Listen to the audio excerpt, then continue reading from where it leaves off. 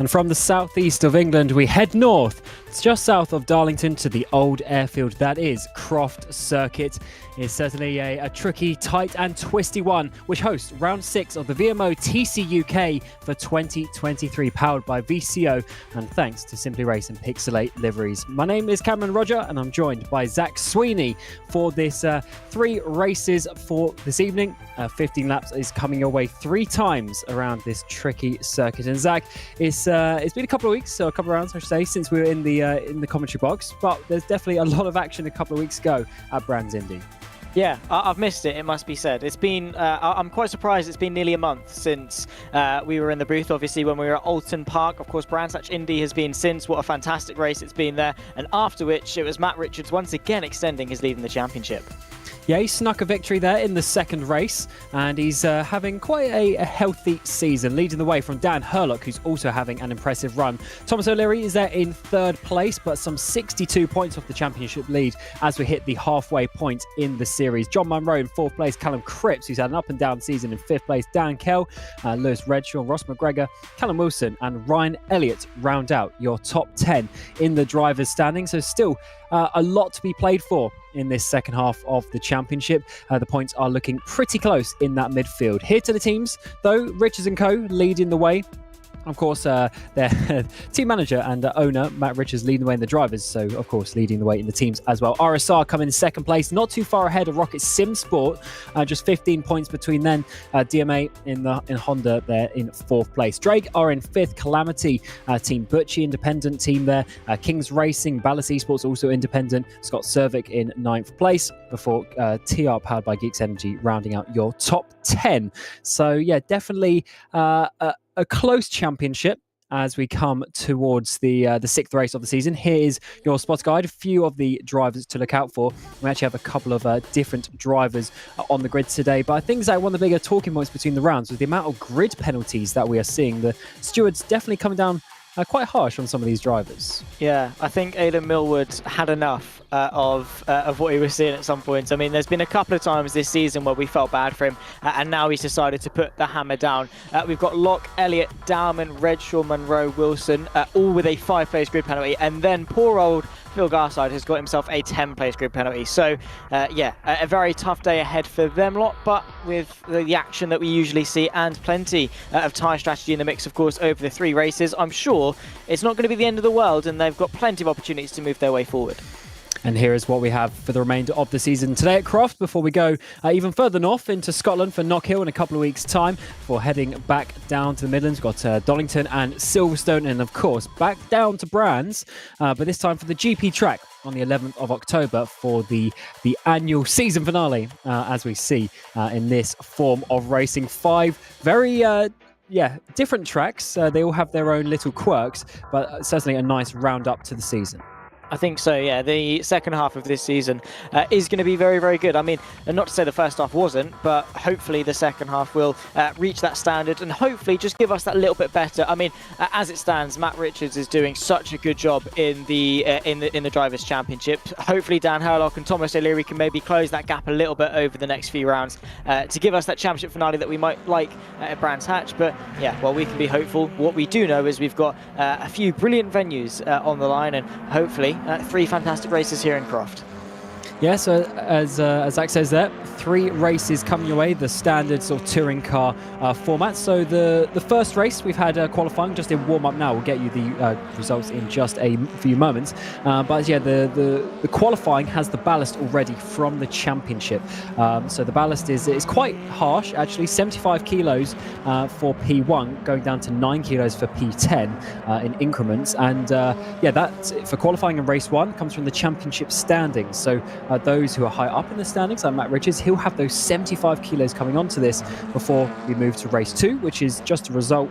The grid is the result of race 1, but then the ballast gets changed around to the result. So if you get the less ballast in qualifying, you get a good result in race 1. You then have to use that in race 2 before we get to the reverse grid race, and we get the spinny wheel on the screen to choose which grid position is reversed for that 3rd race. So definitely a nice format, Zach, and we've seen it work out and be very entertaining over the course of the first 5 rounds this season.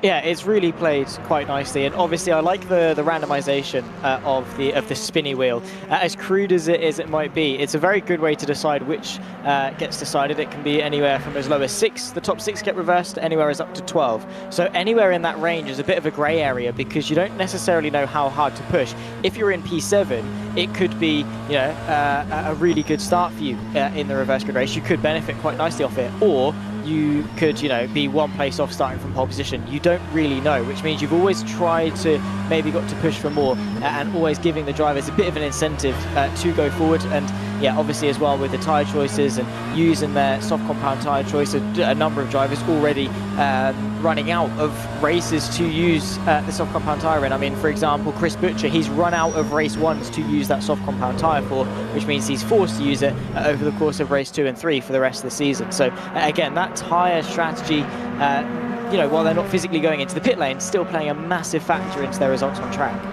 Oh, absolutely, because there's definitely quite a big time difference between lap time difference between the option and the prime tyres as warm-up comes to an end. And one thing I was just checking out for the standings as well, Herlock is second place, and we're saying what's about 39 points off Matt Richards. So that's a decent way, but he did miss the whole of round 2 at Snetterton.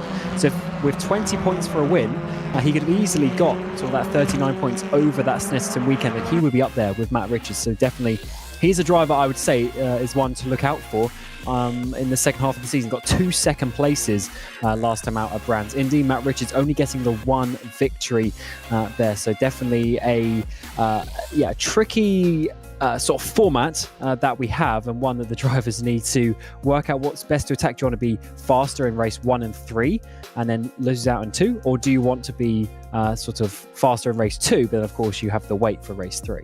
Yeah, it's that compromise, and again, I guess it's circumstantial from driver to driver. We have, and we were talking about this shift that we're seeing from Matt Richards. Instead of going for his usual, maybe going for the option in race 2 or 3, he's now taking it in race 1 because obviously race 1 is where he's got the most ballast. He's carrying in that championship ballast, so he's going to have the 75 kilos. He's maybe going to take the hit in race 1 ever so slightly with the ballast, but the soft compound tyre should still give him a good result. He's then going to take the hit in race 2, hopefully for them to see the result again in race 3. So instead of having 1 good race 2, he's now got 2 decent race 1 and race 3, which should, for him, hopefully, see him extend the gap in the championship to Dan Herlock. But yeah, it's incredibly close. I mean, looking at the results of Richards and Herlock, both have 4 wins. Richards has 8 podiums, Herlock has 7, and you couldn't really put much more between the two of them. And, well, hopefully they go toe-to-toe once again today. So the drivers go out for the formation lap for the first race of the evening. Here is your grid today at Croft. Dan Kell, Ross McGregor on the front row, Dan Herlock and Matt Richards in your top 4. So they are 4 of the big drivers up at the front. Callum Cripps and Thomas O'Leary rounding out your top 6, with Callum Wilson and Matthew Chogwin in your top 8. Very, very strong grid towards the front, and it's so close. The lap time's just a couple of tenths separating the top 10. Stephen Haley had a good result last time. Jack London in 10th place, Scott Cervic in 11th, and Jack Nichols for Kings Racing in 12th place. Tobias Blumsheen for Rocket Simsport, followed by Luke Mitchell and the other Rocket driver of John Munro there in 15th place. That's a bit low down for him. And Phil Morby in 16th place. Scott Mitchell-Marm is in 17th, followed by Ben Willis and Louis Hartley in 19th place. And the 75 of Anthony Hilton from Mellow Motorsports rounds out your top 20. Johannes Leppert and Matt Allington, new driver to the grid, YTF Racing there, the number 28, with Adam Christopher, also a new driver, being added in with Phil Garside for 24th place. Scott Morris, who didn't really get a competitive lap time in qualifying, and Adam Locke round out your final place on the grid. What a grid that is, how incredibly close it is. At the moment they are taking to their formation up, not the longest one here at Croft of course, but trying to make the most of warming the tyres, warming the brakes, and getting themselves into that own mindset, because we know how chaotic these starts can be for the VMO TCUK Championship. So yeah, really trying to get themselves into that right headspace, especially sort of if you're in Dan Kell's position, because he's a driver that started towards the front quite a couple of times this season, to be fair to him, and he's going to be hoping to convert this pole position into a good start in the evening in race 1. Yeah, 15 laps of racing to come this evening. 3 times, of course, for the 3 races. So 45 laps of action, and who is going to come out on top with that is looking pretty close in the championship.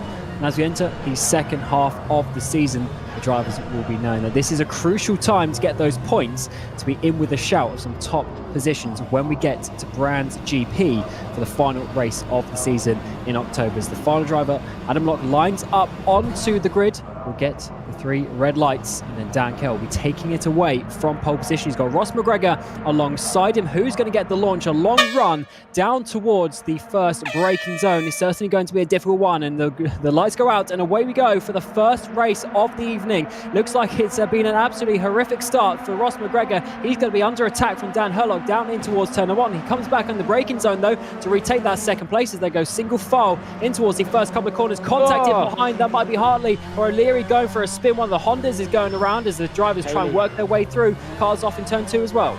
Yeah, I think it might have been Stephen Haley losing a couple of places. I think actually he's been all right. He's stationary in 13th place, but definitely a lot of carnage and chaos. Even more in front of Adam Locke, who's had to slam on the brakes and take to the grass in order to avoid the carnage. There's more in front of him. I think Jack Nicholls taken off as well, or at least maybe his teammate Jack Nicholls actually able to stay up there in 11th place. But Adam Locke is, well, surrounded by carnage and chaos, let's put it that way. And in the opening moments, he did really well to stay out of contact. Yeah, I think that was Leppert getting spun around there as we came through the chicane. Very easy to do in these front-wheel drive cars, of course. All the pressure, all the weight on those front tyres, which means the rear can be very loose at certain points of the track. But the front, or 5 or 6, starting to pull away from the mid-pack, is really starting to spread out. Dan Kell, of course, trying to pull away. And being 6th in the championship, he hasn't got loads and loads of ballast, so he should be fairly fast in this first race. Ross McGregor now under huge attack from Dan Herlock as we come through the hairpin. Yeah, a decently sort of heavy braking zone. Unfortunately, it's not off the back of a long straight, so you're not on the brakes for very long, but you can see how hard this fight is. Jack London for Calamity Motorsport, a good day in the office, I suppose, for the forwards of Dan Kell and Jack London, both inside the top 10 and, of course, leading the way in the race. But he's got to defend off of Jack Nicholls, who's going to be very eager to get himself back inside that top 10, but no way through in the opening sector here at Croft. You've really got to wait and bide your time for the perfect opportunity. And John Munro's not had a good start. He's dropped down to 18th place. He's lost 3 places on that opening lap, and that is not going to help him. He was looking at, he was 2nd, 3rd in championship at 1 point earlier in the season, but he's had a few bad rounds, now down into 4th. So these next couple of rounds are going to be important if he wants to battle for that podium place at the end of the season. As we work our way through the Jim Clark S's down towards Sunny and Sunny out, one of the obviously the faster corners that we have. Very tricky, all sliding on the rear end there from Herlock. He's really starting to push as he feels the pressure from Richards behind. Yeah, of course, the two of them championship rivals, and Herlock, despite the fact he's down 3 races, he's still within touching distance of the championship lead, so is going to want to make the most of Matt Richards behind. However, the championship leader is taking his option tyre for this race, which means he should, in theory, be a little bit more punchy in terms of grip, however, is carrying more ballast, so in theory, maybe should have a more of a balanced race. I mean, he's qualified on the 2nd row and is still in touching distance, potentially of 2nd, but Dan Kell really putting in the work at the front, also putting in some work is Phil Garside the long way round, a little bit too far, I think, taking off onto the grass there on the exit of the hairpin. Yeah, that is not the fastest line onto the straight, unfortunately dropping down just a little bit. Oh, huge contact in the braking zone. Hilton to the left-hand side. Garside also coming to the left-hand side of the track. Oh, that's not a good rejoin as well. No. 21 and Mitchell. Luke Mitchell gets involved there. That is so unlucky for him. The number 21 machine, and Garside has not had a great couple of 100 metres there. Yeah, no, not great at all. And what could have been a fantastic move, he completely ignores the chicane as well, which, I mean, fair play to him. Because probably the car wasn't going to be too eager to responding to that. But yeah, to be spun around on a straight line and then unfortunately rejoining the path of Mitchell, not the way he would have wanted things to go. As we take a look, I think in the opening lap, this is Stephen Haley, yes, sending the move to the inside. Is the car that goes round, and then into the side. I think that was the initial bit that put Mitchell on the back foot. Yeah, it certainly was. As a couple of the rocket cars getting involved there. That's McGregor. It might have even been how Munro lost some time there. Not the ideal situation. And those tyre stacks on the middle of sort of turn 2 and Hawthorne Bend and the chicane as well. They are actually solid. So they're literally concrete walls. So that's why some of the drivers are trying to avoid them.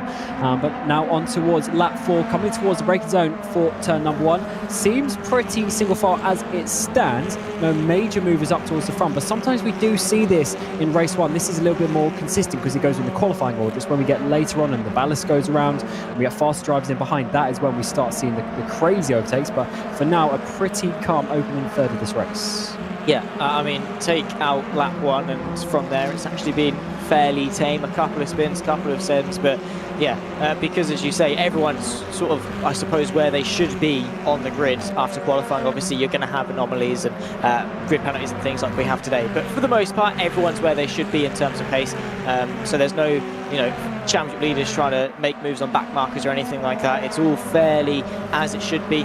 But Dan Kell is running out in front, second clear. We're going to take another look though. This is, I think, what happened to Phil Garside. Anthony Hilton, you can see he gets pushed wide, and if I was Hilton, I'd be loving this because it's essentially a free move, but unfortunately it wasn't the case.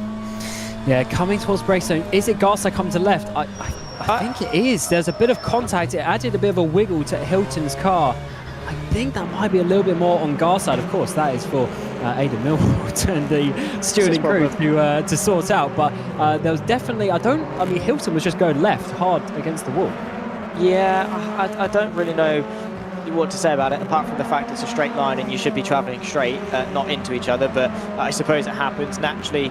For whatever reason, you just gravitate towards each other, and as you're going that speed, just one tap and it unfortunately spirals into a domino effect of more and more contact. Phil Morby trying to move his way past Tobias Blumschein, and then another look. We'll see now. Look at Phil Garside's steering inputs on the right-hand side. Does he drift over ever so slightly? Yeah, he's steering straight, but I think his car's just slightly pointed to that left-hand side. It's all big send there up at Tower Bend as we're going. It's 4 cars trying to battle for position as we come up to one of the fastest parts of the track. It looks like Phil Morby's having a solid race up into P12. He's made some good places from the start. Ben Willis in behind also having some nice places, probably getting a bit fortunate on that first lap with all the cars spinning in front. Tobias Blumschein in behind and Louis Harley following for that 4-car battle. Yeah, it's turning into a very, very nice battle indeed, and we've still got 10 laps of it. Looking to the inside was Willis, not quite able to find a way through on Morby just yet. The 14 machine was able to keep his composure quite nicely and keep the 85 at bay, but the fight continues, and in Willis's position, I suppose, he needs to try and get Morby behind him, because as it stands, he's looking forwards and backwards, and that's never a good position to be in. Yeah, and I will say it's a little bit quiet. That's up towards the front. We've had 6 DNFs from this race so far. It's even 7. So we've had Allington, Locke, Haley, Garside, Luke Mitchell, Scott Morris, and Adam Christopher all out of this race in the opening third. Hopefully they just regain themselves and come back for the second race in a few minutes time, of course. But first, we need to see this battle. Phil Morby holding on. Ben Willis getting a little bit of slipstream, maybe use a bit of hybrid down to the inside. He's going to dive it late. We've seen that a few times, but he can't quite get the front nose of his car alongside. Yeah, not quite able to be late enough on the brakes, but Morby just has it covered, is late enough, and yeah, unfortunately Willis has not quite been able to find a way past forward now, and as I say, would want to get a hurry on, because the pressure from Blumschein and Hartley behind is definitely not going to be too attractive to Willis, and he'd much rather be leading this train. Unfortunately, they have got a bit of a gap up to Jack Nicholls, so not much more in that respect. Dan Kell is now being shown in 11th, 12th. Has he had an issue? I think he must. He's dropping down 15th place. Yeah, Dan Kell dropping down the way. Yeah, there he is off the track. That's miles off the track as well. I wonder if there was some contact. So McGregor takes the lead. Dan Herlock second place. Matt Richards is in your third place. So pole position drive always. We've got Monroe around as well. Loads of things happening in the complex. Yeah. Well, the race leader of Dan Kell, of course, was leading by about second by the time when we last checked in on him. Would love to know what happened to him there. And then, of course, John Monroe, unfortunately having a bit of a spin. He's usually fairly sideways. We'll take a look. It seems to be all by himself, because McGregor is a couple of car lengths back, unless there's an issue. He's now running his way through. Either his wheel disconnected or he just forgot to turn. I highly doubt that he forgot to turn, so I think there might have been, as you're right, a technical issue. At least that's also what we're hearing from the stewards and race control. I think that's what happened as well. Definitely looks like that was very weird. Got to the braking zone, but then basically just went straight. It was a very interesting one. But look at this 3-car battle for the lead as well. They would quickly take a replay. What happened with John Monroe going way too fast into complex, gets the rear tire on the grass, then he goes for a spin as Dan Kell rejoins just right next to him. Yeah, Dankell's been plagued by a couple of wheel issues this season already, and I think it has cost him a number of good results. As Herlock has found his way in 5th, now 4th, he's fighting away. But yeah, at the back of this trainer, Matt Richards is in a very good position to take the win here. I wonder if there was an issue there again coming into the complex. Matt Richards was so close to Herlock coming out of sunning out that time around. And yeah, this is the images that we saw before the replay. Oh, almost 3 wide in towards the braking zone. Herlock, I think, had contact on the inside with McGregor, but was also potentially pushed from behind. Manages to save it really well. Cripps comes through. And then there's O'Leary going side by side. Scott Cervic getting in the background as well. And you're going to see here Herlock dive up the inside to regain that place. So 4th position. But Herlock there, championship rival with Matt Richards, losing a couple of positions. Are those points going to be crucial? Let's see, because Matt Richards is now going for the lead. Yeah, and of course this is going to put him in good stead for the rest of the evening as well. Matt Richards very much in a good position right now, and well, we'll wait and see if that's going to be the case. And Herlock's off again. Well, he just went flying off the circuit there, and unfortunately he's rejoined the circuit and he's down to 8th place. So another issue has plagued the way of the man 2nd place in the championship. Yeah, now London and Nichols get past. We've got another drive, Zach Cripps dropping down. What is going on here at Croft? It was calm for about 5 laps. Now all sorts of things are happening. Kell, Herlock, now Cripps, all from the top battles are going out of this race potential, or at least going back. Cripps is obviously having some huge issues. He's out into the cornfields. Yeah, McGregor's lost the lead down to 4th place. We'll take a look as to what happened. Just ducking, diving, finding the gap. There's Herlock in front. This is what saw him go off. Matt Richards up in a second, so maybe something to be looked at there. I'm sure Herlock is not going to be too happy about that one. And then back to the live action, Jack Nichols, after being 11th place on lap 1 and 2, now finds himself inside the top 5, which is a mega result for him. However, he has got to try and keep London, Herlock and Wilson all at bay for the final 5 laps of this race.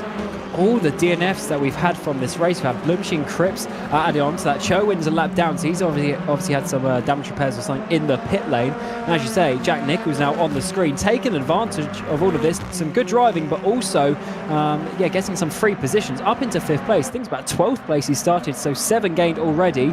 Here it is, Cripps going wide. There's Herlock in the background. Has he blown his engine? I think he's blown his engine, smoke coming out the back of that car. Yeah, that is not fun. I'm guessing these cars don't have downshift protection. Could he have just spammed it down too quick? Yeah, I think just too fast on the downshifts, over-revving the engine. And unfortunately, that is not the fastest way to drive, because even though you might gain just that tiny bit, a few thousands, a couple hundreds in the braking zone, if you DNF and you blow up your engine, then the amount of points that you're losing from that is absolutely crazy. So Scott Cervic and O'Leary, so this is absolutely all change in the front. Matt Richards has had further issues. Thomas O'Leary, as we come to lap 10, leading the way from Scott Cervic. That was a battle for P5 and 6. All sorts of things happening up towards the front. Here is Dan Herlock just going too wide through Barcroft onto the grass, similar to what John Munro did a couple of corners later. So absolute flip-flop race we're seeing here at Croft. Yeah, and just got confirmation. Yeah, of course, these cars don't really have downshift protection. Some people might be familiar with it. If you try and do it, the car will beep at you and say, nah, you can't do that. It physically won't let you downshift. In these, it's fair game, and essentially you're just free to money shift. You go to too low of a gear, spins too much, car revs up and pop. And that is as easy as it is. It can be just maybe being too nervous, your left hand shaking a little bit on the downshifts, and your race is over. Or you touch the grass and go flying off at high speed, which is the case for Dan Herlock, who, to be fair, still continue on and still in 6th place. We've got 5 for the lead, however. This time it's O'Leary and Sovic, and well, O'Leary did a fantastic job of holding the lead. However, Sovic goes off and wide and brings McGregor back into the mix. What on earth is happening at Croft today? This is crazy. Another battle for the lead and another driver going off the track. Cervic actually saved that pretty well compared to Munro. We saw a couple laps ago, maybe the rear wheel drive helping that a little bit, but either way, good save from the driver there for Ballas Esports. He's now got Rocket Simsports Ross McGregor coming up behind, who led the race for a part, but is now trying to come back in. Of course, Matt Richards as well is now trying to recover those places from 4th place. Still 2 seconds covering the top 4. Very close battles. It's all over the grass. O'Leary is coming out of the chicane. Yeah, O'Leary doing his best in order to try and defend that race lead. Of course, he's only taken one win so far this season. It was, of course, race 3 at Oulton Park, so he'd like to double his tally for the season, and, well, has been given a perfect opportunity to do it right now. However, Scott Sovic is going to put him under a ton of pressure as we're on lap 11 of 15 here at Croft. Matt Richards trying to recover and maybe get himself back into race-winning contention. First up, though, is, of course, McGregor just ahead of him as they run their way through the double right-hand complex, and, well, he's trying to at least get himself onto the podium, because what a perfect opportunity this would be for more points in the championship on a day that Herlock has had a number of issues. And remember, this race, of course, is the starting order for race 2. So those who have had issues will be starting from the back. And that's especially bad for people like Cripps, who are, of course, one of the top 5, top 10 drivers in the standings. Blowing your engine means the best he's going to start is P18. And that is really not going to helping him at all. Dan Kell, who had issues earlier, he's down in that 12th place. Munro is in behind him in 13th. So all change. And even Hilton was having contact earlier. He's in 11th place. Such is the way that this race is going on. To lap 12 now. It's just 4 laps to go, including this one. O'Leary still leading the way. Cervic is not letting him go, but McGregor is slightly dropping off the back of these top 2. Yeah, ever so slightly, and that is, of course, not going to be to the pleasure of Matt Richards at all, who is going to be hoping that McGregor could bring him onto the back of the top 2. However, I think they're both going to be riding on the fact that the top 2 could potentially battle in the closing stages to then bring themselves back into contention. But for now, it seems that O'Leary and Sovic have got it covered. Thomas O'Leary looking fairly composed, fairly clean in his driving, but Sovic, after that mistake, I think seems hungry as ever to close the gap again. Yeah, Cervic's been having a pretty solid season so far. It's just he's only done 3 events, which is why he's a little bit further down in the standings. So we're wanting to get a proper podium result round the outside of the complex up into the hairpin. No, not quite, but at least putting O'Leary offline a little bit. Such a tight hairpin, you have to remember as well. So you can easily get a bad run. But coming onto the front straight to start lap 13 now.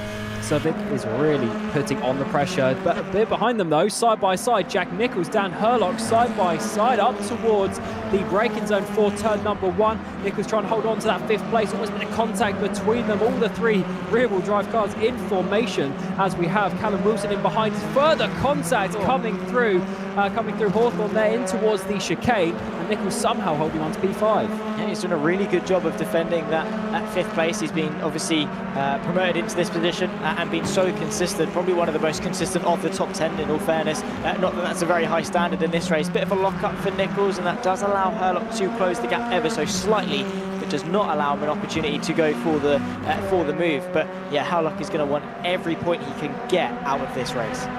Yeah, certainly is. The championship is not in his favour as it stands. Matt Richards a couple of places up the road, and talking of him, he's looking to get Ross McGregor up in towards complex side by side almost again for the race lead. The top 4 putting on the action here at Croft, which is absolutely great to see. Cervic coming through the complex once again, tries to get a run towards final corner. Oh, further contact with Herlock and Jack Nichols. They go off into the complex. We had about 5 or 6 cars off at that corner, and this time the 2 Infinities go around. This has been an absolutely crazy race at Croft. Yeah, of course, both still inside the top 10, but yeah, not where they would have wanted to be at all. And it's unfortunate for Nichols, because it was a really good defence up until that point. We'll take a look as to how it happened. Nichols, of course, in the blue and yellow. Herlock just in behind the RSR Infinity, and just a massive squeeze takes them both onto the grass, and both off into the infield. That is the biggest squeeze, as you say, I've ever seen in my life. Nichols leaving absolutely no room, and Herlock going for a gap that also was basically not there, and closing very fast. So not the ideal situation. That shows you just how hard they fight. Let's look at this again from Herlock's on board. He goes to the left-hand side. There's about 90% of a car width. There's just about a car width now. Then Nichols closes him off completely. Of course, a bit of contact rotating the car as well, but still, that was some hard battling there between the pair of them. Of course, they go off. Herlock is in 7th, Nichols down to 9th. Well, that again, I suppose you you play stupid games, you win stupid prizes.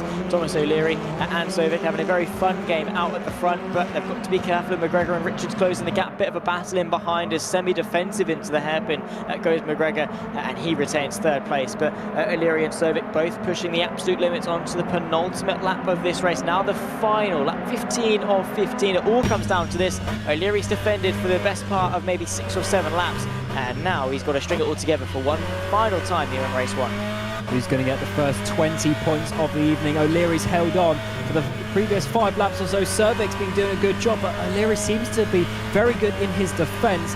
Cervic doesn't need to look in his mirrors too much. McGregor isn't close enough, and Richards I don't think is going to be doing too much there from 4th place, but O'Leary now just half a lap to go.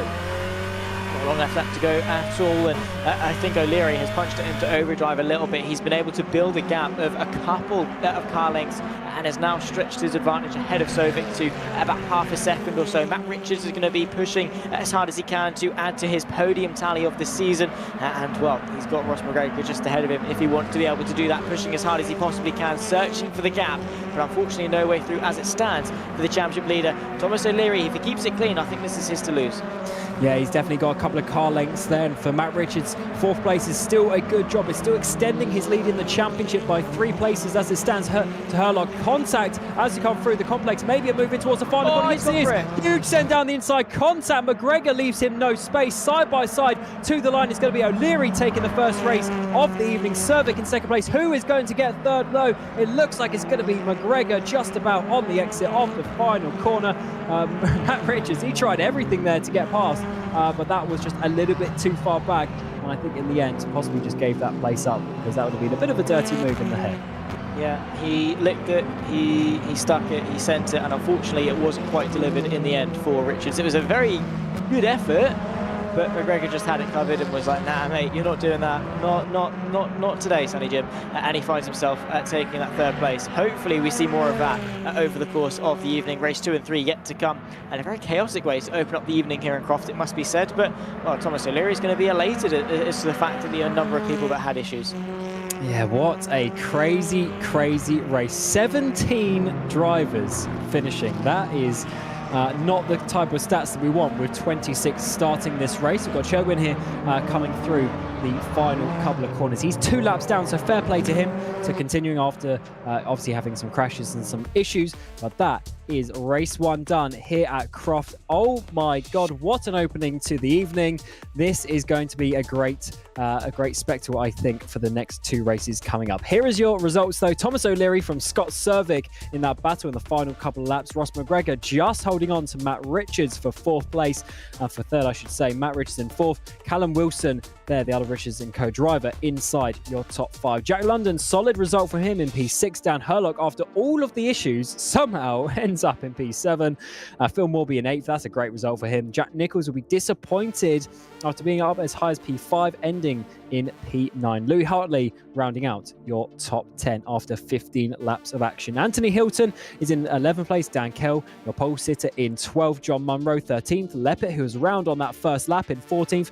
Mitchell Marm, Ben Willis, Cherwin round out your drivers, finishing the race at all of your DNFs. Cripps, Blumshine and Allington on debut this season, starting with a DNF. Adam Locke, Stephen Haley, Phil Garside, Luke Mitchell, Scott Morris and Adam Christopher also on debut in P26. That was some absolute scenes, and it is just going to continue. So we'll be back in a few minutes for the second race of the evening.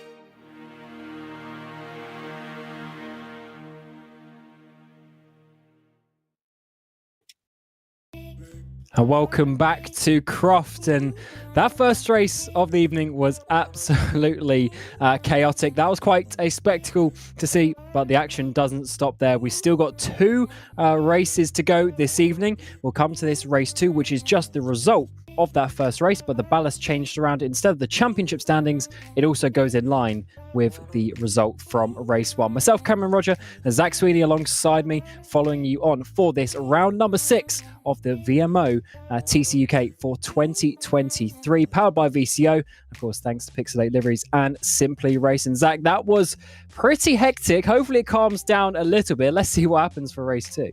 Yeah, fingers crossed it's going to be maybe a little bit calmer, but still the same level of excitement and sense. Let's try and see if we can compromise it a little bit and maybe have less carnage, but this, more excitement over the course of race 2, which, maybe hopefully there should be. But yeah, race 1 was definitely one we're not going to forget any time soon. And well, bring on race number 2. Let's see what we got in store. Yeah, absolute scenes. We had all the drivers going off the track, and at pretty much every corner of this Croft race circuit as well. There aren't loads of corners around this track, but all of them were being used and being used too much in certain ones. Especially, Zach, that area at the complex was quite something. We saw a lot of drivers, though. We'll just get to the grid for this second race. Of course, formation lap coming your way. It looks like of course, Richards and Co's car there. As it stands, a couple more drivers to come on to the grid, and they'll be going for the formation lap. But it was certainly such a difficult race to work out what was going on, and hopefully they all just calmed down that little bit. Of course, with the ballast that's going to be added into this one, it's something that is going to sort of change the dynamic a little bit. So there's going to be the drivers at the front, they've got the most ballast. They'll be slower during this race. Thomas O'Leary, Scott Cervic from your front rows. Ross McGregor and Matt Richards follow in behind. Matt Richards, of course, your championship leader, and will be looking fast today. Callum Wilson and Jack London round out your top 6. Dan Hurlock and Phil Morby, your top 8. Dan Hurlock second in the championship. He needs to get some points. And once again, we'll have less ballast this race. Jack Nichols and Louis Harley round out the drivers with the success ballast. Anthony Hamilton 11th, Dan Kell in your 12th place. Pole position man, but he'll be looking to get into those stay in those reverse grid spots, I should say, for race 3. John Monroe 13th place, and Johannes Leppit, Scott Mitchell-Marr 15th, and Ben Willis in 16th place. All these drivers we wanted to just sneak their way to reverse grid pole. Churgwin and Cripps round out your top 18. Tobias Blumstein and Adam Christopher inside your top 20. Then Adam Locke, Stephen Haley inside your top 22. Phil Garside and Luke Mitchell for your top 24. And then just one row remain to date. And the final driver is going to be Ryan Elliott. So it seems like we've had one of the drivers dropping out of this race. I think it might be Scott Morris. Yeah, Scott Morris hasn't shown up for this second race. So Zach, is certainly going to be a different dynamic coming into this one. What are your predictions for it? Well, I don't know, because you can't really put your finger on anything exactly to happen. You could say, oh yeah, driver X would win, or maybe driver Y would win, or whatever. You just never know, especially after off the back of race 1. You can't put your finger on it. What I can sort of maybe say for certain is that there is going to be battles, there is going to be carnage, there is going to be chaos. There is always going to be something to look at, whether it's the fight for first or the fight for 21st. We don't know. All we do know is, as I say, is there's going to be plenty to look forward to over the course of the next 15 laps. And well, Thomas O'Leary, he's one of those drivers that you can you can tell that once he's in a good mood, once he's confident, he's not really going to shy away from it. However, he has now got to carry 75 kilos of ballast, which, well, we'll see how eager he is to defend, or how capable he is of defending with that extra weight.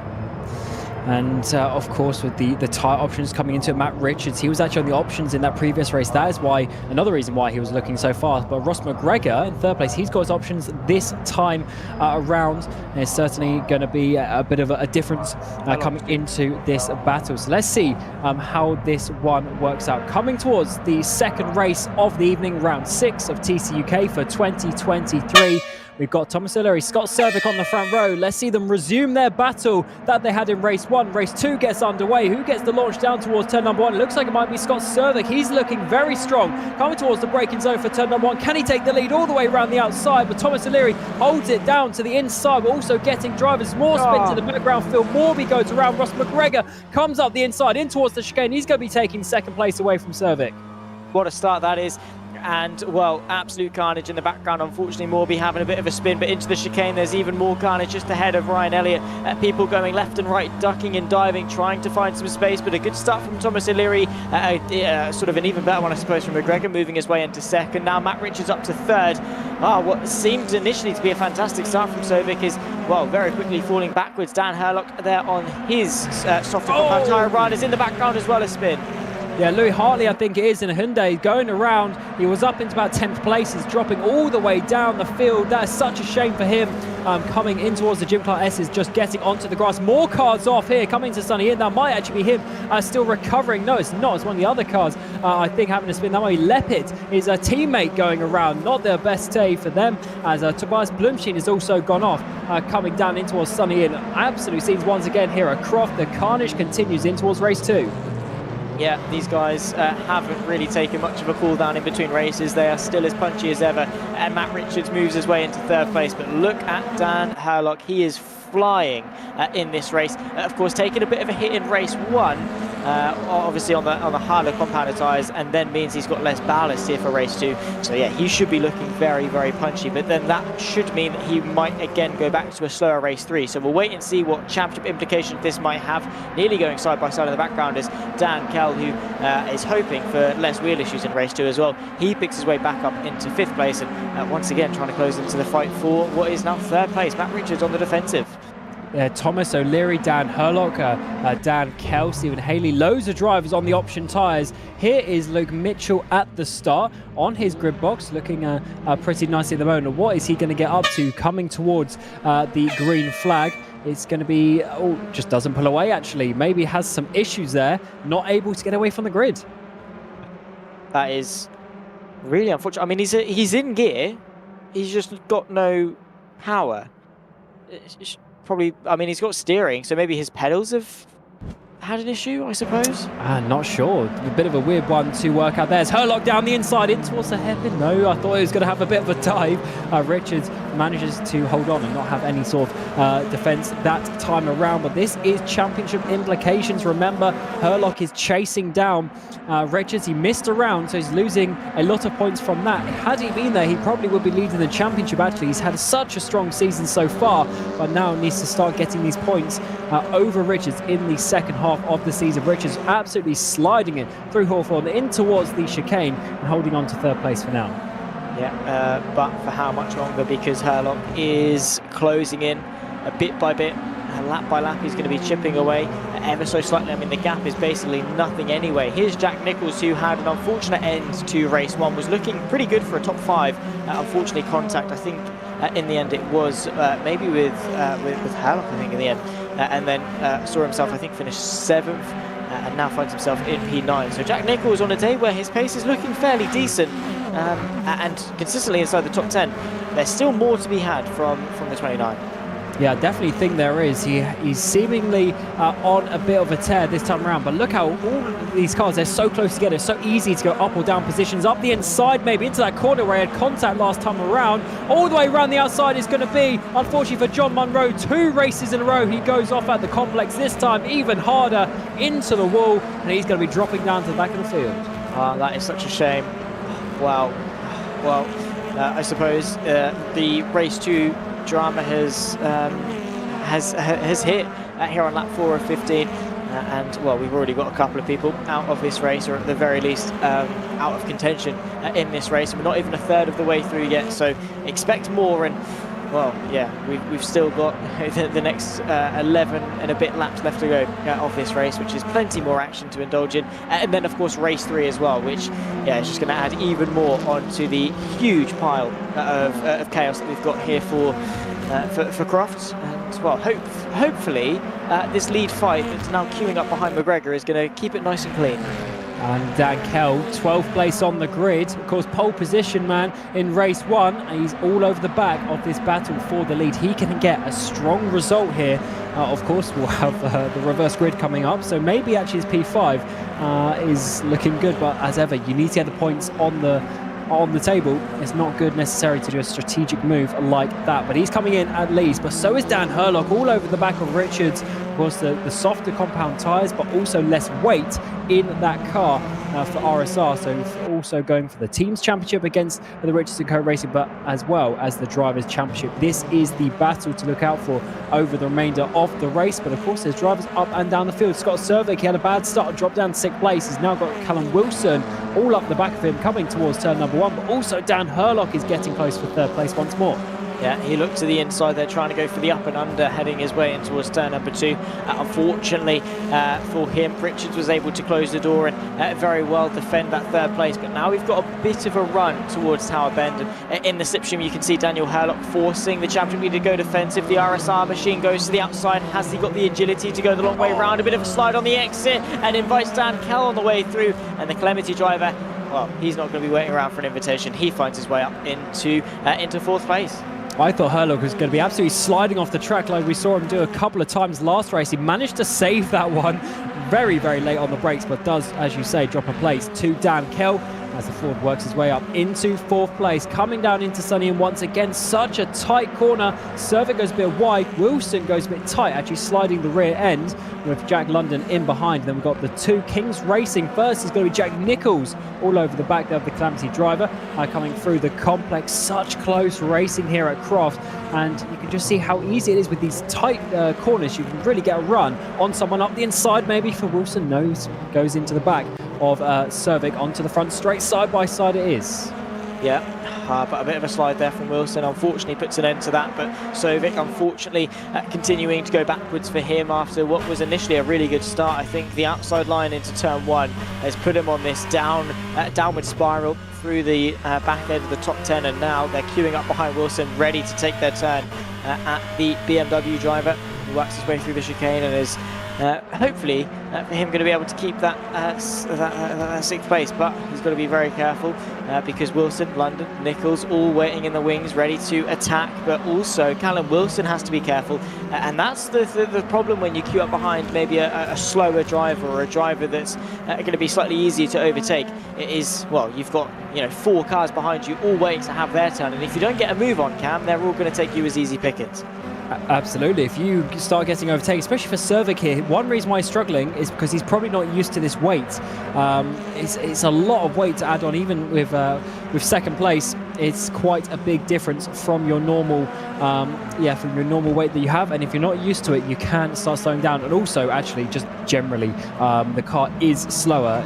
You can't drive around it all the time, and maybe that is a reason why he is struggling just a little bit. Side by side in the background there, in towards the final hairpin, as once again Wilson almost tries to make a move, but certainly this is backing everyone up, and the tension is going to be increasing behind him. It is, and it's going to be rising and rising and rising until it gets to maybe a boiling point, and at that point it will erupt potentially into even more carnage and chaos in behind, because you've got so many cars so close together, and the probability of something going wrong is going to increase with each lap, because the drivers are going to get more desperate, they're going to get more keen to go for moves. And now Callum Wilson is forced to go defensive, because to the outside comes London. He tries to hang it the long way round, going through the right-hander, but Callum Wilson's got it covered, and well, for now he is able to stay in 7th place. But again, coming back to that point, it's overtake or be overtaken. Certainly is, and these points are crucial as well as ever in the championship. A couple of points here and there might be the difference when we get towards the end of the season. If not those couple of points, it's the cumulative nature of that over the course of the season. Of course, 10 rounds, 3 races a night, so therefore 30 races. If you pick up an extra couple of points every race. That is a lot by the end of the season. Servik really holding on now in towards the complex. And now the final hairpin is going to be the triple. 4 in behind him. Can't find a way past for Wilson. Once again, he gets a really good exit, or at least a good apex, but he can't quite find his way past. Servik using his hybrid probably to defend down this straight side by side, slightly in the background as well. Mitchell Marm tries to hold on for Cripps. The two BMW Richards and co-drivers trying to make moves.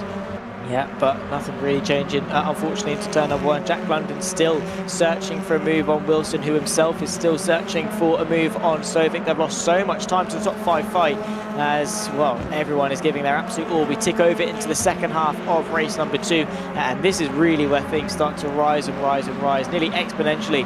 The closer you get to the end of the race, the more likely drivers are to go for something maybe a little bit silly, a little bit wide from Scott Sovic, maybe sees Wilson have a bit of a look, and, well, you can see there he's got a sensational run, but nothing really able to happen as they run their way through the next sequence of corners. Is in the background. Well, there we go. Wow, Cripps there. That is a move you don't always see through the Jim Clark S's. Just out of picture, but he managed to make it work.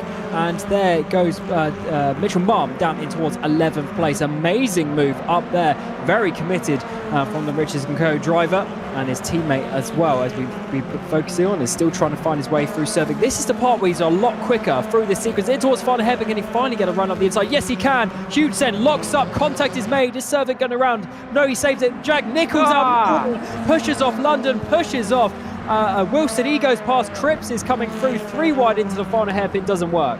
Yeah, 3 wide coming out doesn't either, and unfortunately one of them got pushed off in the end. Jack Nichols incredibly aggressive and finds his way into 7th. Will he be able to keep it by the race's end? And after Aidan Millwood has had his say as well, that's something else to keep in consideration. But Jack Nichols, at least for now, is up into 7th and now leads the fight ahead. Well, trying to chase on Scott Sovic. Back to this fight though, because Dan Hurlock and Matt Richards have both been overtaken by Dan Kell, who finds himself into 3rd. So Dan Hurlock really struggling to find a way past Matt Richards. I suppose for Richards, his main priority is to keep Hurlock behind him. Yeah, awesome race by Kell. This is saving his evening, to be honest, after the disappointing race 1. Of course, no ballast and the option tyres. He is pretty much at full pace that he can do, and in general is a fast driver, so he's really making it work. Trying to chase down McGregor, who's in 2nd place as it stands. Lap 9 though, as Richards tries to hold on. Championship battle right on your screens here at Croft. Amazing to see. Defensive line in towards the final hairpin. Hurlock tried to find his way past. He's going to get a later apex, trying to get a better run, but Richards somehow is the defensive masterclass around this track so far today, as Hurlock can't quite find a way through. I don't think he can. Still going defensive into turn number 1 is Matt Richards. Hurlock searching for the inside, can't quite find it, so goes to the outside, thought of going for the up and under. But Richards once again had that covered as well. So you saw there Hurlock went for it, then realised he couldn't, so had to back out of it again and then make the corner. So Richards is positioning his car in such a good way and making it as wide as possible, so much so that Daniel Hurlock really can't find a way through at all. And into the final third of this race, once again Richards goes defensive, just planting the car in the middle. And Hurlock is just, there's no answer to it. There's nowhere really you can overtake. If the driver in front knows how to defend, Croft is a very difficult circuit to overtake.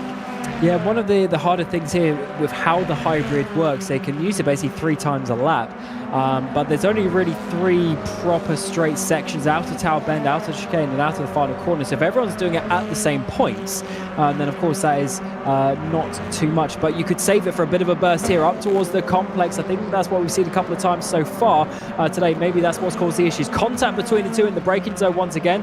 Richards just not able to carry the same apex speed, and in towards the final hairpin. Defensive line once again from Richard. Hurlock goes all the way to the outside. He's trying to get a better run, but he can't quite make it down to the apex, and therefore just loses time. 5 laps to go. Yeah, not long left to go in race number 2 at all, and then we get to do it all over again for race 3 and see what the reverse grid is. You can just look in the background. That's the fight behind Nichols, and well, everyone nice and spaced out, keeping their own thing inside the top 5, and then you have that in behind Nichols. You've got Nichols, Cripps, London. You've then got Mitchell Marm as well. Scott Sovic just about able to stay in the mix there with Wilson. So yeah, plenty of cars, all occupying a very small amount of space, and the potential for things to go wrong is just growing and growing and growing. And well, we've already seen what happens when it tips over the limit. Yes, crazy races at Croft today, and this is what we love to see though from VMO TCUK, especially when it's this battle here. This has been so far a very clean, very tense battle between the two. Maybe not side-by-side battles all the time, but Herlog trying to find a place just to get the nose off his RSR car up the inside of the Richards & Co racing driver, but not finding a way through just yet. Richards actually has a bit of a gap this time around, as the RSR car driver drops back a little bit. Cripps on the back of Nichols now. Nichols locks up, coming in towards the complex. That's going to make him slow in towards these final couple of braking zones. Contact between the two again. Cripps, can he dive down the inside? He's going to try, but Nichols knows that. Push him out of the way. That is a bit of a pit maneuver, and up goes the BMW the inside, but Nichols is going to come back. He's getting his hands dirty. Is Callum Cripps, obviously after his small incident a little bit earlier on, is very feisty, and unfortunately it's not quite worked out for him either. He pushed Nichols very wide, so much so that he completely missed the apex by a country mile, and then unfortunately still for him wasn't able to actually get himself past in the end anyway. So Nichols was able to hang on to it despite that, and is in 6th place. So yeah, Cripps not afraid to do the dirty work, I suppose, but yeah, there are definitely cleaner ways to get a move done.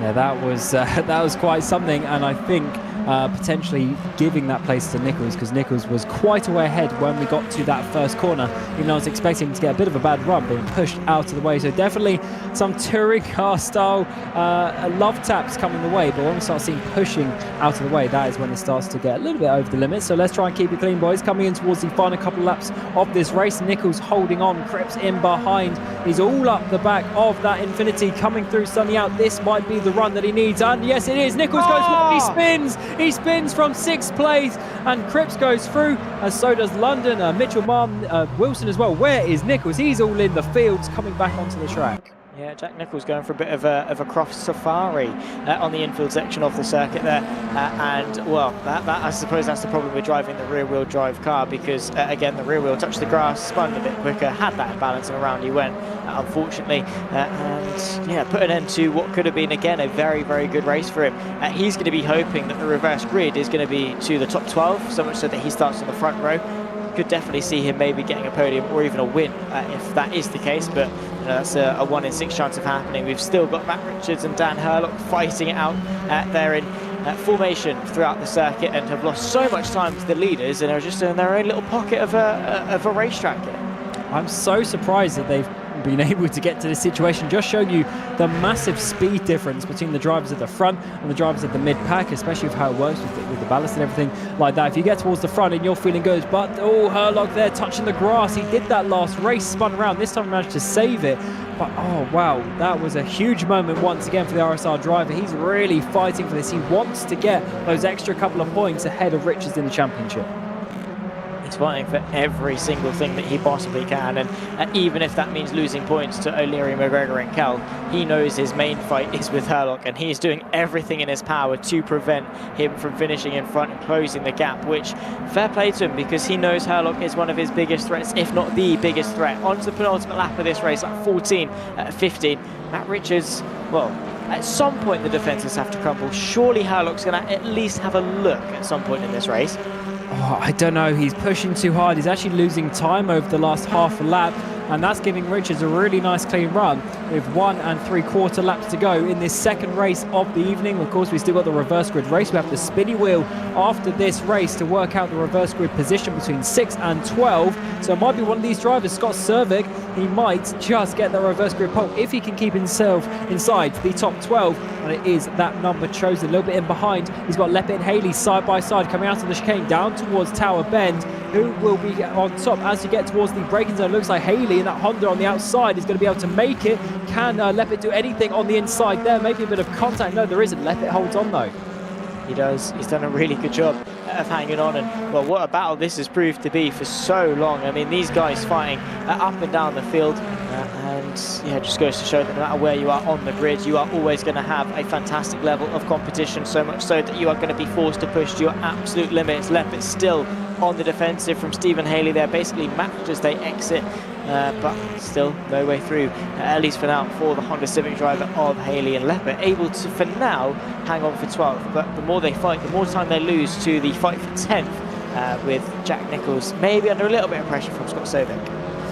Yeah, definitely a couple of positions to be had as we come on to the final lap of the race. Yellow's in sector 3, more cars around, and once again we had so many DNFs from this race. Mitchell, Munro, Elliott, Willis, Blumshine, and Hartley's a lap down. That's big for Munro and Elliott as well. They're high up in the championship as it stands. They'll be losing some serious points this time around. Munro is in 4th place and Elliott in 10th place in the standings, winning the previous race, race 3 at Brands Indy, and on to lap 15 of 15. Cervic there in P11, and I don't think he's going to be able to do anything on Nichols for that top 10 as it stands, but it's Thomas O'Leary leading the way by 1 second at the front from Ross McGregor.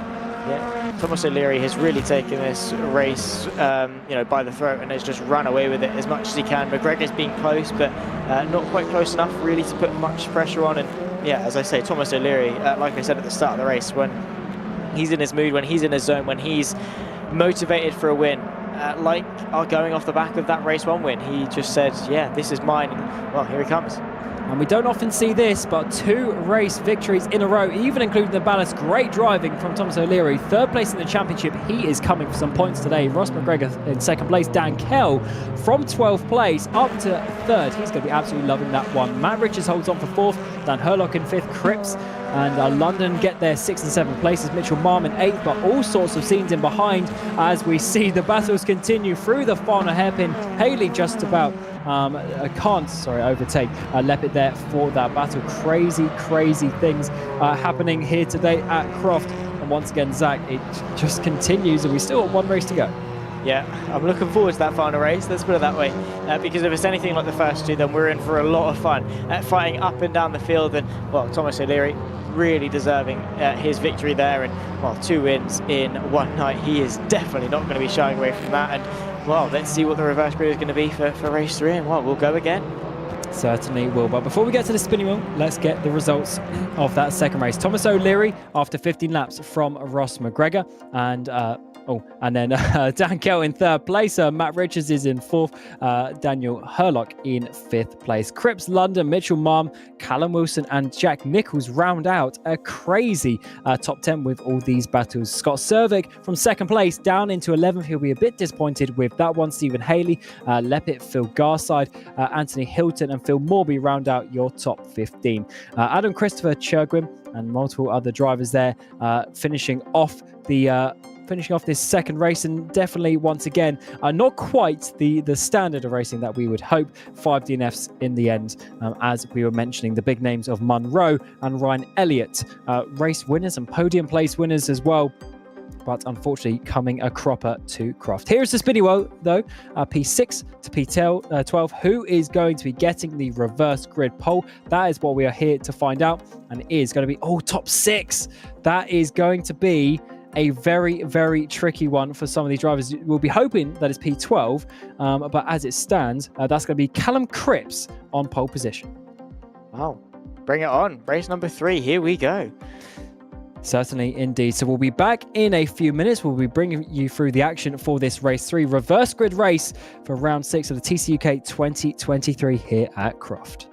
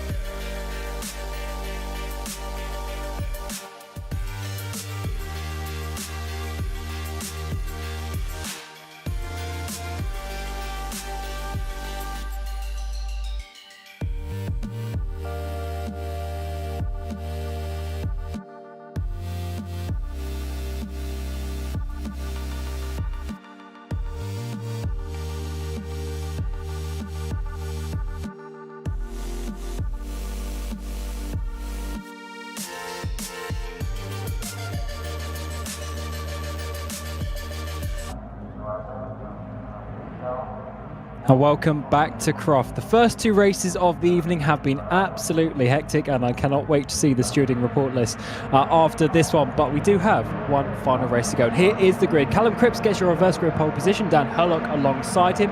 Championship leader Matt Richards just in behind with Dan Kell, your pole position man earlier, and podium place driver in 4th place. Ross McGregor and Thomas O'Leary round out the reverse places before we look at the results for race 2. Jack London and Scott Mitchell-Marm rounding out your top 8 places on the grid. Callum Wilson in P9 with Jack Nichols for Kings Racing in P10. Scott Cervic in P11 and Stephen Haley, who's having a pretty decent round today, up there in P12 for DMA. Phil Garside in 13th place, Anthony Hilton in 14th, Phil Morby 15th, and Adam Christopher on a debut today for Quatermass in 16th place in the Cupra.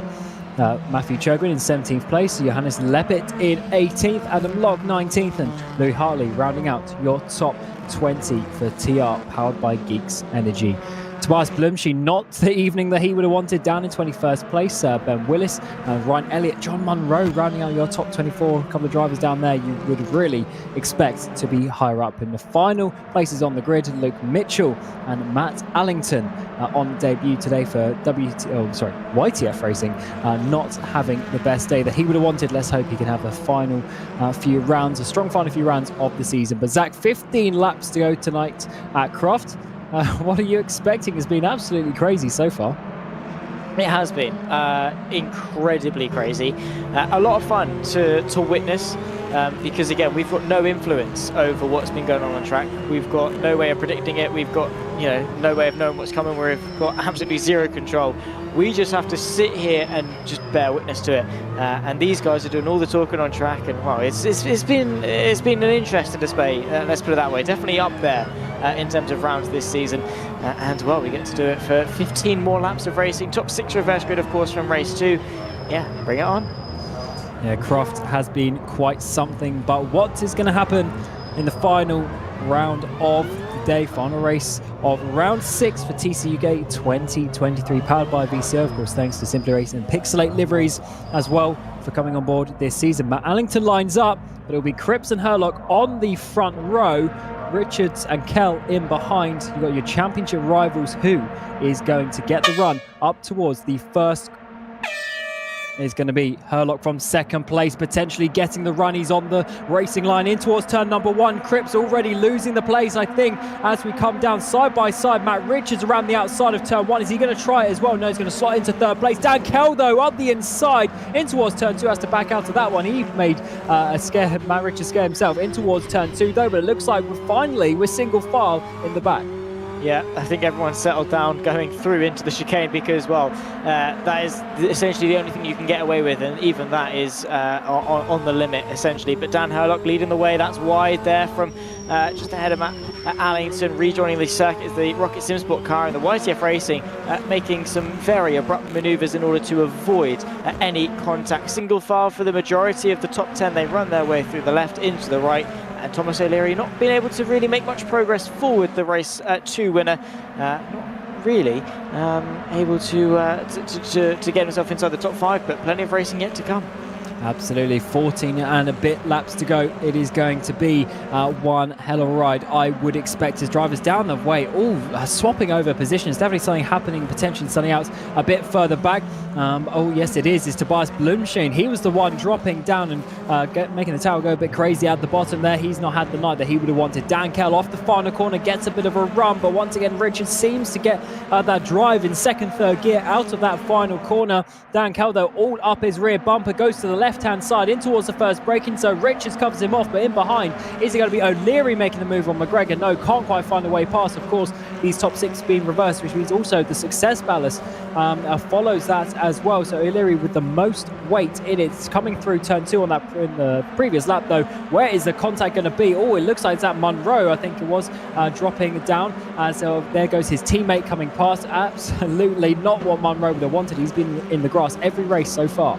Yeah, which has really not been his day. It started off bad, of course, with that 5-place grid penalty from qualifying, from last round coming into qualifying, and then it's just been downhill. He even came into the YouTube chat to say it's not really been his day. We take another look. This was Tobias Blumschein on the back maybe of either Nichols or Mitchell, and well, there's a 720, Oh my lord. 1080. Oh, nice, 3 spins, and then hits the barrier and continues on. Then he's joined by someone else as well, just ahead of him. So yeah, plenty of carnage and plenty of spins, and a lot of it is happening down at that corner. Yeah, that was a bit of a combo bonus there for all of the special moves that he was putting in. But unfortunately, that does not give you the points in TCUK. It is winning the races, and so far it's Dan Herlock. Awesome launch, leading the way in a 20.6 fastest lap of the race as well, trying to pull away and stretch the gap at the front. That is really not a bad time indeed. Cripps is trying to follow him in though, and trying to do his teammate a favour, of course, as we're mentioning Herlock and Richards, championship rivals. Cripps, teammate of Richards, can get involved and take points away from the RSR driver. He can, but he's got to pick his way forwards, get ahead of him first if he wants to take some points away. But there is still, 12 and a bit laps left to go this race, so plenty of time in order for him to do it. The fight here as well, Stephen Haley under a bit of pressure from the team at Garnica of Phil Morby. And look at how close he is to the rear end of that Honda Civic, going through the left and into the next braking zone. Not quite able to get close enough, I don't think. A lot of understeer, in all fairness to him, really using the majority of the circuit on his way in. And look at Stephen Haley all over the track in terms of the braking zone. So yeah, the comfortability under brakes is not quite there in some of these cars. Yeah, we've definitely seen a lot of drivers making mistakes in the braking zones today. Don't know if it's specifically this track or I'm just having a couple of issues. It's certainly a tricky one. There's no easy corner around this Croft circuit, and there's quite a few unique ones as well. It's really an old airfield, of course, turned into race circuit. Probably about 80 years ago now, such as time does fly, and it's certainly one of the older ones in the country, and certainly enjoying that. There's a car a bit slow in the background off that final corner. Didn't quite see who it was, but at least someone offline out of that final corner. Can't see anyone dropping down the way, so it might just be defensive driving. I see Dan Kells dropped down the field quite a lot. He's in P15 place. Ryan Elliott up towards 14th place as well, so definitely some movers there in the midfield. But as it stands, we're just seeing this lead being stretched and really opening up the battle in the top 10. Yeah, it's not quite been as chaotic in the opening stages amongst the top 10, but you know, touch wood, never say never, because yeah, that's what we said at the start of race 1, and that's what we said at the start of race 2, and look what happened. So yeah, I'm sure there's still plenty to come, but yeah, it has been stretched rather thin in terms of battles. I mean, the two leaders are close, and Richards just sort of, I mean, he's on the back of him ever so slightly, but then McGregor's about a second and a bit back, O'Leary on the back of him there. So I suppose they're just, you know, in their own little couples, I suppose, you know, spread across the top 10, and then of course you've got a bit of a pack behind to round it off all the way back to Scott Sovic. But yeah, in front of him, not really much happening apart from Thomas O'Leary looking to go to the outside of Ross McGregor. No way through for now, but despite the fact he's carrying a lot of ballast and is now back onto a harder compounded tyre, Thomas O'Leary is not shying away from some good battles. He certainly isn't. Matt Richards, though, with the fastest lap of the race, so still in that third place. It is not over for the race victory. The race is definitely long enough to chase down a driver, you can definitely sort of work your way a few tenths up at a time. The gaps aren't that big. And then behind, we've seen the two Kings Racing cars getting close. They've been close all night. Scott Mitchell, 7th place, Jack Nichols in 9th, and separated by Wilson in that 8th place, coming down towards Tower Bend. And O'Leary, he's had such a strong evening so far, getting a couple of race victories. That is something that we really do not see, being able to hold on with that weight ballast in the middle race, and now trying to chase down McGregor. But McGregor, less ballast in that car, and he's also been looking fast this evening. He has been, and once again it's proving that here in race number 3. I mean, yeah, it's not quite been a race win or anything like that. I mean, I think he was on the top 2 rows in qualifying, so definitely has got the pace and is proving that. But yeah, it's not quite been able to string together properly for McGregor so far. He's going to be hoping for that to change. Maybe the top 3 to battle quite hard and to bring him back into contention so he can fight for the podium. But that's going to take a mutual effort from both himself and Thomas O'Leary to hold their horses for their battle and just wait and see what can happen in front. Because, well, at the moment, maybe it's 2.5 seconds onto the back of Matt Richards. That is going to very quickly close if he begins to fight with Cripps. Yeah, we need to see how it unfolds. But for McGregor, until this moment, before this evening, he only had 1 podium to his name, which was the second race of the evening. That is a huge off there. A little bit further up is that Cripps potentially going off. Richards is up into second place, up towards the front of the field. So Richards is starting to come back at Herlock in this final race of the evening. I'm not sure if that was Cripps making a mistake or if Richards just is the faster driver out of the teammates. Maybe so. It wouldn't, be a massive surprise. Cripps is a very, very quick driver. Luke Mitchell actually trying to get the up and under and move his way past Dankel, who, it's Phil Garside he's fighting with. Dankel about a couple of seconds up the road. But talking of Dankel, actually, down in 15th place. I mean, yes, he's been plagued by wheel issues, but yeah, not the place I'd expect to be seeing him.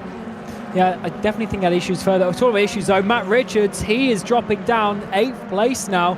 Your championship leader has gone off. This is going to be some huge points difference to Dan Herlock up in the lead of this race. I wonder if that was a mistake by himself. He was getting close to Herlock, but there was still a bit of a gap there. So maybe finally the championship leader makes a mistake this season. He's been flawless pretty much from start to finish, but oh yes, it was a bit of a mistake and a bit of a slide there. Goes wide on the exit of Sunny out, just like Jack Nichols. Over the bumps, goes for a spin, and that is multiple spins around. Somehow ends up facing the right way.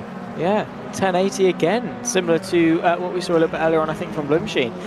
So yeah, he points the right way, continues on, and has emerged about a second or so back on Stephen Haley for the top 10. But yeah, finally we've seen a crack of the defences of Richards, and it's been an up and down evening, I suppose, for Dan Herlock. But at the moment, he's looking to end it off on a win and looking to close the gap to Matt Richards in the championship. And well, taking the win while Richards is in 11th is going to, at the very least, sort of stabilise the gap here in Croft after maybe losing points in the first 2 races of the evening. As Scott Sovic himself goes for a spin, 1, 2, and he does exactly the same thing. It seems that multiple spins are the norm here.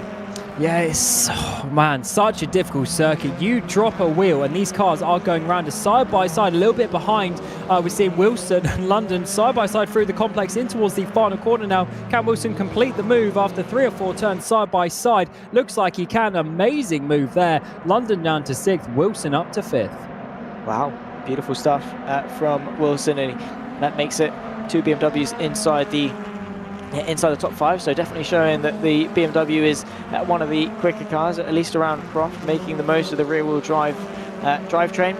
Jack London still in contention, however, has got Jack Nichols for company. London and Nichols have really given each other a good fight throughout the course of the evening, but well, Nichols trying to maybe finally get some return on the investment of being so quick around Croft, because his pace has been there, and unfortunately the results haven't quite been able to show it as of yet.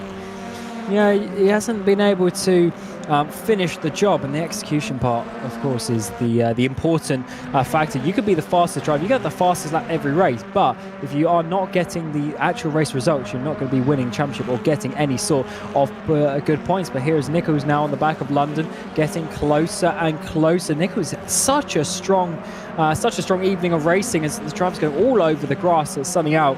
Definitely a tricky part of the track today. We've seen a lot of drivers going off there as they start to push their way through the mid part of this race 3. Yeah, with only a handful of laps left to go in terms of the evening. Lap 8 of 15 already. These races do fly by in quick succession. I suppose that's the point of more of a sprint format, but you can see in the background there as well, the fight continues. And well, Luke Mitchell still trying to maybe close the gap to Dankel as best he can, but what we've got here is a brilliant battle going on between Jack London and Jack Nichols. The fight for 6th, looking for the up and under. Nichols goes for it, gets given a little bit of space through the chicane, tries to go for the double switchback, but not quite able to. Jack London hangs on around the outside. Oh, this is getting close between these drivers. He unfortunately drops back, but I think he will be able to get back up there. But for the race lead, Cripps now, he dropped back into 3rd place. His teammate vacated that position, and now is a one-on-one battle. Cripps versus Herlock. Herlock leading the way from the start. He got that launch, got into 1st place, but now is having to defend. He's been a bit wobbly, a bit all over the place so far this evening. He's been off the track multiple times, but can he get this race victory? As it stands, he's going to be gaining a lot of points back to Richards. By coming through the complex, he goes wide, he gets onto the grass just like he's done before, and Cripps goes through for the race lead. Yeah, still plenty of race left to go and plenty of opportunity for Herlock to maybe to go on a counter-attack, but a huge mistake, and Cripps ate that up and said thank you very much, was not going to waste that opportunity, and well, finds himself now leading the way. Cut back to this fight though, Thomas O'Leary has taken 2 of the 3 victories so far this evening, and finds himself once again trying to stay inside the top 5 and score some really strong points tonight. Thomas O'Leary, of course, has been doing decent in terms of the championship, in 3rd place, however 33 points off Dan Herlock, and therefore about 62 off Matt Richards. But I suppose if he is trying to maybe re-spark something in terms of the championship, taking 2 wins of the 3 and then still being inside the top 5 is definitely one way of doing it. Oh yeah, O'Leary is really putting himself forward to at least confirm, say, a 3rd place in the championship. Herlock and Richards may be a bit too far, but a 3rd place would still be very respectable in such a highly contested league, and where it's so difficult to get the top results. Wilson, once again, is all over the back of McGregor. He's sat there for a while though, hasn't been able to find a way past him. For for Herlock, I should say, as it stands in 2nd place, 17 points. Richards down in 8th place is 8 points. That's a 9-point advantage to his way. That'll be very good indeed. McGregor now having to defend though from Wilson. Up the back of him, contact being made through the complex around the outside. We don't often see this. More contact being made as a BMW gets the Toyota into front hairpin with more contact, and here comes O'Leary to make it 2 for 2 out of the final corner. Yeah, he gets a good run as well, which is not something you often see, with a bit of a send to the inside of the hairpin. They are going to have a drag race towards turn number 1. You can see the Rocket Sim Sport car trying to hang on. McGregor has the inside line, but what can Thomas O'Leary do? The long way around, not quite going to pay off for him, but Wilson able to secure 3rd place. Brilliant bit of racing between the 2 of them, and nearly a perfect opportunistic move there from Thomas O'Leary. And, well, Wilson has not wasted any time in clearing off. Yeah, what O'Leary did there was not only giving himself the opportunity, but always this, we'll come back to it in a second though, 3 wide in towards turn 1. Mitchell round the outside makes contact with Morby. More contact, and Mitchell once again is into the barrier today. He's had so many little issues so far, and unfortunately that is another one. Scott Servick is there involved as well. He goes off into the grass. Ben Willis is having a bit of a slow exit, and side by side now Hartley trying to get through. Adam Locke makes it 3 wide down towards Tower Bend. Who is going to come out on top? Because they are side by side still. Ben Willis on the outside. That is going to be as Hartley pushes him wide. They try and get the run up towards Jim Clark. Yeah, continuing to go side by side as well, waiting for a good opportunity as well. You can see just in behind is Locke as Wills tries to go for the up and under, but there's contact once again. And look there, to the inside goes Locke. He's going to thread the needle through, have the inside line. Wills has got the upside of that red and black BMW. He's able to hang on, but oh my goodness me. Now Louis Hartley gets the up and under, forces the gap open, and still running side by side. He's got Sovic as well, trying to pick a line, trying to commit some place through in order to find a gap, and continuing to go side by side. Louis Hartley not giving this up without a fight, as the fight for 4th as well continues on. Oh yes, side by side through through Hawthorns, I should say, as that continues through up towards the chicane. McGregor 4th place. There's going to be Nichols and O'Leary battling that out. That is getting very close for that 4th place, as we just have 4 laps to go remaining in this race. And lower down, that battle continues, but the drivers are spreading out. But what is that bit of a sink from Scott Servick after amazing first race, now down in 18th place? Yeah, he's just been falling backwards, really. I mean, starting from the front of race 2 and then tumbled down. I don't know what's been causing it. I think maybe just losing rhythm too quickly, maybe not quite having the race pace, but his potential definitely is there. We now follow Jack Nichols as he's got Thomas O'Leary now finding his way past. A very easy move, a bit of a tap maybe to send Nichols wide, but O'Leary again finds his way up now inside the top 5, and Matt Richards looking to the inside of Jack London. Bit of a slide as well from the championship leader, trying to make the most of his recovery and score as many points as he possibly can in this race to limit the closure that Dan Herlock is going to get in race 3. Yeah, if he can get these 4 extra positions, that's going to be an extra 5 points for him, which could be very big in that battle with Herlock by the time we get towards the end of the season. So definitely look out for that Richardson co-driver to be making some moves in the final 3 laps of the evening here at Croft. It has been an eventful one.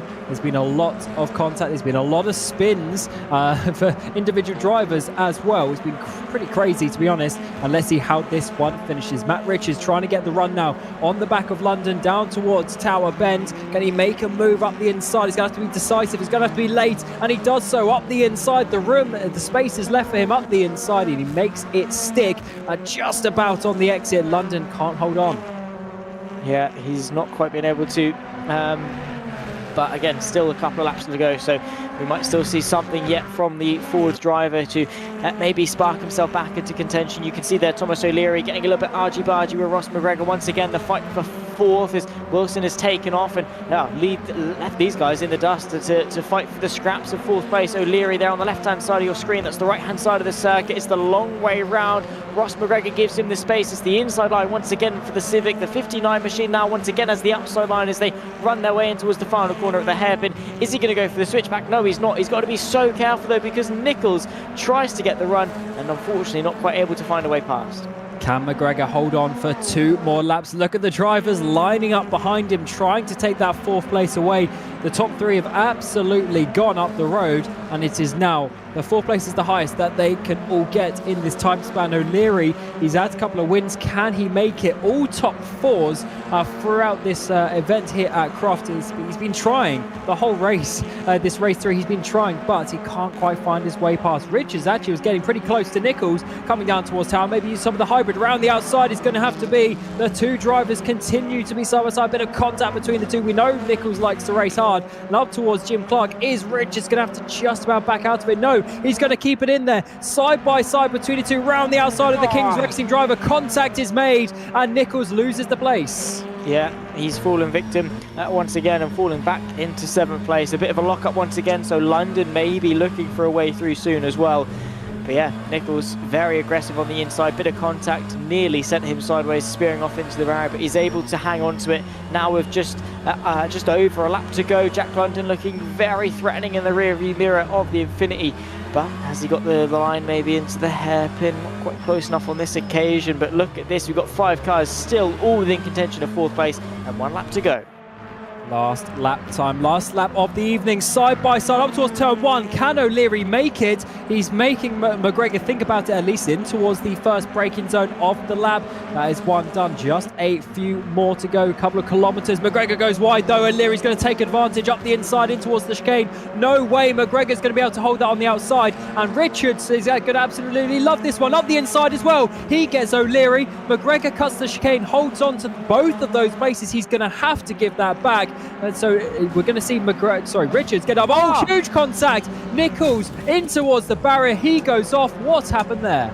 Yeah, he's just then spearing off. He's lost the rear wing and has lost his chance of any good position in this race. And once again, 3 races in a row. It's been great potential for Nichols, and unfortunately not a very good delivery. Whatever happened just there, he's not going to be very happy about it. Not long left to go in this race, of course, between Callum Cripps and Dan Hurlock, and I think Cripps is just about going to hang on to it.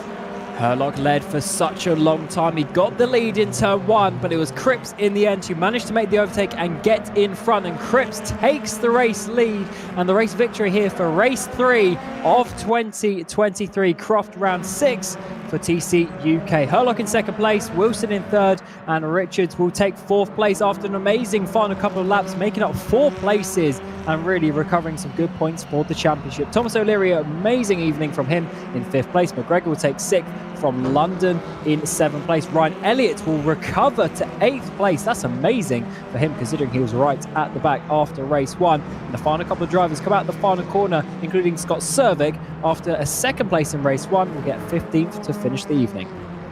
And the worst result, of course, for Sovic, but with his pace, he definitely would have wanted more. This is Jack Nichols. He unfortunately did not have the best of races whatsoever, running his way a little bit wide. This is, of course, with his fight that he saw a little bit earlier on. There's McGregor going slow, and that is the contact that caused him going off. Just the car in front going slower than he expected. Yeah, Nichols also kinked to the right. I think that might have been in an overtaking opportunity as well, but just slightly misjudged it. O'Leary is trying to keep it safe with the whole situation with McGregor going up. And yeah, that was certainly pretty messy coming into the first few corners of the lap. And you see there the massive tyre barriers just in the background covering off that chicane, making it so difficult. But here's your results for the final race of the evening. Cripps and Herlock taking the 1-2 with Wilson and Richards in behind. So 3 Richards and co up in the top 4. I think that's probably the first time this season where they've all had a good race at the same time. O'Leary in 5th, McGregor in 6th place. London Elliott's round out your top 8. Haley and Mum rounding out your top 10. And it's, of course, been an incredible 45 laps of action. And Anthony Hilton will get P11 like he got in the first race of the evening. Churgwin in 12th place. Garside and Willis in 13th, 14th. Scott Cervic in 15th with Adam Locke in 16th place. Jack Nichols will, I think, get 17th in the end, but looks like Louis Hartley is getting that as well, with Morby and Leppit there rounding out the second page of results. And onto the final page, you've got Allington and being the final car to finish with the DNFs of this race being Mitchell, Christopher, Dan Kell, Blumsheen and Munro. So big day for Munro, losing loads of points in the championship. Rocket Sim Sport as well, not having a good day. Dan Kell from 6th place in the championship, he lost points. So Zach, this was a very crucial evening for the championship, and I think the standings are going to look quite different next or a couple of weeks time when we get to Knockhill. Yeah, they're going to be interesting. I think I'm looking forward to seeing exactly what the gap is, because Matt Richards had not a standout week, but a couple of good results. Herlock, his pace was there and it was very, very strong, but again, not quite able really to deliver on it. So maybe it's balanced that a little bit. Maybe Herlock's closed the gap. Maybe Richards has been able to open it a little bit more. But yeah, it's still very much wide open into the tail end of the season. So Herlock gained 4 points in that race. In the previous one, he lost 2, so that's a net 2. And I'm trying to remember race 1, and I think they were pretty close as well, but Richards was ahead. So I think Richards overall, I think the gap might be basically the same, which is okay, but we still have 4 rounds left. We've got Knockhill, Donington, Silverstone and Brandsack. So what are you expecting coming into those final 4 rounds? Well, more of the same, probably, from what we've seen here at Croft. People chucking moves down the inside, leaving absolutely nothing on the table, and, well, just pushing the limits as far as they can. And sometimes, yeah, we're going to go over them ever so slightly, but would rather them, push too hard or not push at all. And, yeah, fingers crossed for a barnstorming end to the season. And, well, hopefully there can be a little bit more of a fight in the championship, because while Richards and Howlock are going toe-to-toe, we need a bit more of a discrepancy between the two, just so Howlock can reclose the gap, and then it starts to mean something like a little bit more. And next race specifically, we get to Knockhill, which is, of course, one of the tightest tracks on the calendar. It's going to be so difficult to overtake. But we do actually have a couple of drivers to come and speak to. So there is your schedule on the screen, but I will drag in Callum Cripps, of course, winning the race there. The race number 3, an amazing battle with Dan Herlock, and in the end, you managed to come out on top. So, Callum, how are you feeling after that race? Oh, it was a bit of a roller coaster, really, wasn't it? Yeah, I don't know what it's up with my starts at the moment. Everybody seems to just get better starts than me, so I've just got to work on that. But yeah, nearly threw it away. So, and then Matt, spun in sympathy, so that was nice of him. And then, yeah, I just had to wait for Dan to make a mistake, really, because he was so fast, even on the mediums. It was just, he was really, really fast, so fair play to him. But yeah, kept it clean, just waited for a mistake, and I made a few as well, a few lockups, and yeah, it's been up and down night compared to what happened in race 1, where I potentially could have won that race. But yeah, so yeah, had to make a lot of moves in race 2, but it was, yeah, really good evening. And how is your season going? Of course, we're 6 races or 6 rounds into this. We've got 4 to go. Coming into this round, you were 5th in the championship. How have you been feeling? Of course, you've had a couple of ups and downs so far. Yeah, definitely. I think I've had a good spell of bad luck, really, over the season, to be fair. So I'm hoping this back end of the season I should get clear of that. But it's just been through, like little incidents like race 2 at Oulton, where I got turned round and stuff like that. So yeah, I could have potentially won, 2 or 3 races by now. But yeah, finally got the first win, which is nice. So yeah, very happy about it. Yeah, congratulations, Callum, and thanks for speaking to us, and hopefully we'll see you again in the final 4 rounds. Yeah, definitely. I'm in for the full season, so yeah, thank you very much. Good stuff. And we'll now bring in Dan Herlock, and second place in the championship. Coming into this, you had an absolutely insane night of racing. You were on the grass a few times, had a massive battle with your championship rival Matt Richards as well. And in the end, second place for that final race. Just how did that go from your point of view? Yeah, I mean, the whole grass incident, that wasn't ideal. But yeah, considering we had to build a new setup in very short time that race, because our old one would just spit us off into the grass constantly. So it's not too bad. It was faster than I was expecting, to be honest. But yeah, I guess with Matt doing his little pirouette in race 3, it's not too bad, points wise anyway. Yeah, it's not the championship's not been going too badly for you, and actually coming into this event, you were tied with Matt Richard on the wins for the season. You're 4 apiece coming into tonight. And what do you think you can do coming into the final round? You've got 4 rounds left of the season. Of course, you unfortunately missed Snetterton, so you lost a few points there. But do you think you can grab those extra points to at least challenge Matt coming into Brands GP to finish the season? Yeah, hopefully. Missing Snetterton obviously wasn't the plan, as I had to be rushed to hospital that day. But you know, the goal is to catch that very stubborn defending Mr. Richards, who is very fast as well. So it's going to be difficult, but we'll do our best to put on a show at least. Yeah, we've been enjoying it so far. So good luck for the final few rounds. Yes. And lastly, we'll bring in Matt Richards, of course, championship leader. For once, actually, you made a bit of a mistake today, or a couple of mistakes, Matt. It was a little bit of a tricky evening for you. Just how was that for you? Yeah, not too bad. As Dan pointed out, the change in a few of the physics meant that we had to build a few different bits into the setup just to consolidate a few things. But there was still a few little bits left in, and unfortunately caught me out. Yeah, sent me for a little bit of a pirouette, as it was named.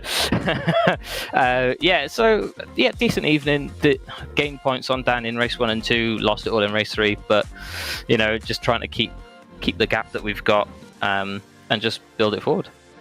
And looking forward to Knockhill, of course, an even more tight and twisty, tense track to race at. How are you looking forward to that, or not, just with sort of the nature of that circuit? It's going to be a tough one. The RSR boys have definitely got an advantage on us on the setup. There's something that they found that we're still sort of picking our brains on finding at the moment, but we're making what we have work. So if we can just find a few little things, the curbs are a big problem for us at the moment, and Knockhill is well, it's all one big curb. So, trying to fix that and just make sure that we're stable for the races, and more importantly, quick, so that we can keep beating those RSR boys. Yeah, of course. So yeah, good luck for the final few races, final 4 rounds of the season. Thank you. So that concludes round 6 here at Croft. It's certainly been a hectic evening of races. Oh yeah, 4 races to go, including, of course, Knockhill in just 2 weeks' time. Myself, Cameron Roger, and Zach Sini will be back in the commentary box. And of course, we want to just say a big thank you once again to our partners at VCO, Simply Race, and Pixelate Liveries. But there it is, 30th of August. We'll be back for Knockhill. 24 laps each race. It's going to be quite a spectacle once again. But that concludes here from Croft, and until next time, we thank you for watching, and goodbye.